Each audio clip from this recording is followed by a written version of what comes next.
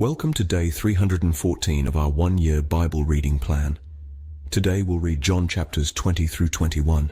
Before you begin, remember that it helps to establish a daily reading time. Begin with a short prayer, asking the Holy Spirit for wisdom and understanding. Always read for understanding and to hear from God, not just to finish today's reading.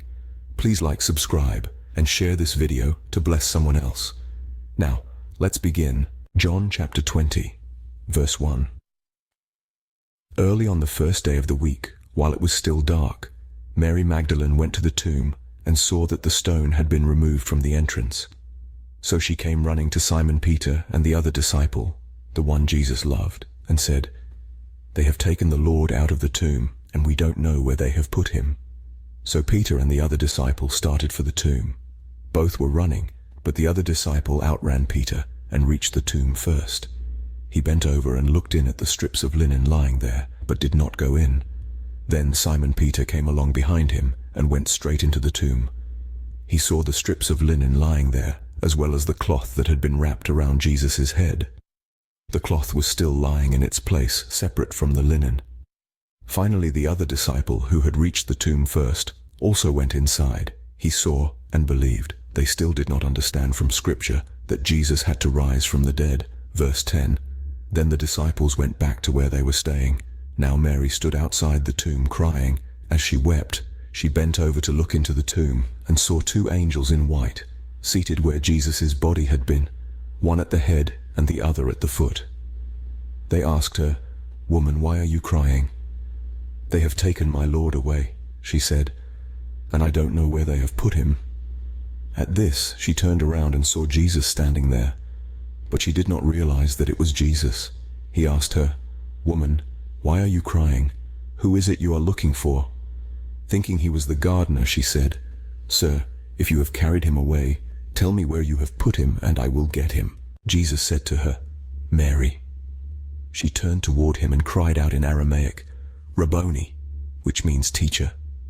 Jesus said, "Do not hold on to me, for I have not yet ascended to the Father. Go instead to my brothers and tell them, I am ascending to my Father and your Father, to my God and your God." Mary Magdalene went to the disciples with the news, "I have seen the Lord," and she told them that he had said these things to her.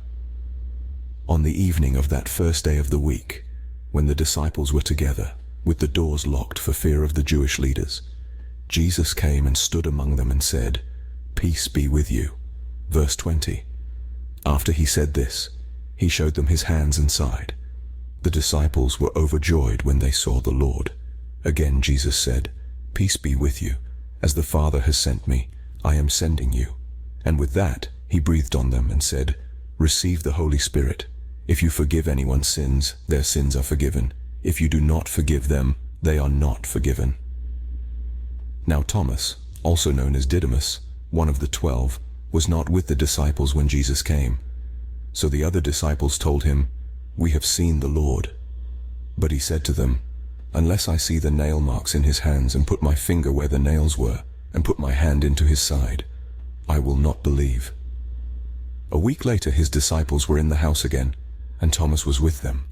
Though the doors were locked, Jesus came and stood among them and said, "Peace be with you." Then he said to Thomas, "Put your finger here. See my hands. Reach out your hand and put it into my side. Stop doubting and believe." Thomas said to him, "My Lord and my God." Then Jesus told him, "Because you have seen me, you have believed. Blessed are those who have not seen and yet have believed." Verse 30. Jesus performed many other signs in the presence of his disciples, which are not recorded in this book. But these are written that you may believe that Jesus is the Messiah, the Son of God, and that by believing you may have life in his name. John chapter 21, verse 1. Afterward, Jesus appeared again to his disciples by the Sea of Galilee. It happened this way. Simon Peter, Thomas, also known as Didymus, Nathanael from Cana in Galilee, the sons of Zebedee, and 2 other disciples were together. "I'm going out to fish," Simon Peter told them, and they said, "We'll go with you." So they went out and got into the boat. But that night they caught nothing. Early in the morning, Jesus stood on the shore, but the disciples did not realize that it was Jesus. He called out to them, "Friends, haven't you any fish?" "No," they answered. He said, "Throw your net on the right side of the boat and you will find some." When they did, they were unable to haul the net in because of the large number of fish. Then the disciple whom Jesus loved said to Peter, "It is the Lord." As soon as Simon Peter heard him say, "It is the Lord," he wrapped his outer garment around him, for he had taken it off, and jumped into the water. The other disciples followed in the boat, towing the net full of fish, for they were not far from shore, about 100 yards. When they landed, they saw a fire of burning coals there with fish on it, and some bread. Verse 10, Jesus said to them, "Bring some of the fish you have just caught." So Simon Peter climbed back into the boat and dragged the net ashore. It was full of large fish, 153, but even with so many the net was not torn. Jesus said to them, "Come and have breakfast." None of the disciples dared ask him, "Who are you?" They knew it was the Lord. Jesus came, took the bread and gave it to them, and did the same with the fish. This was now the third time Jesus appeared to his disciples after he was raised from the dead. When they had finished eating, Jesus said to Simon Peter, "Simon, son of John, do you love me more than these?" "Yes, Lord," he said. "You know that I love you." Jesus said, "Feed my lambs."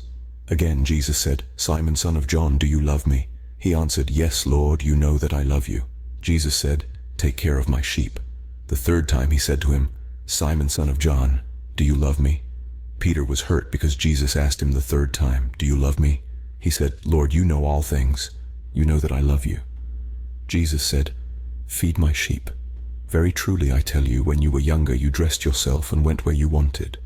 But when you are old you will stretch out your hands, and someone else will dress you and lead you where you do not want to go." Jesus said this to indicate the kind of death by which Peter would glorify God. Then he said to him, "Follow me." Verse 20. Peter turned and saw that the disciple whom Jesus loved was following them. This was the one who had leaned back against Jesus at the supper and had said, "Lord, who is going to betray you?" When Peter saw him, he asked, "Lord, what about him?" Jesus answered, "If I want him to remain alive until I return, what is that to you?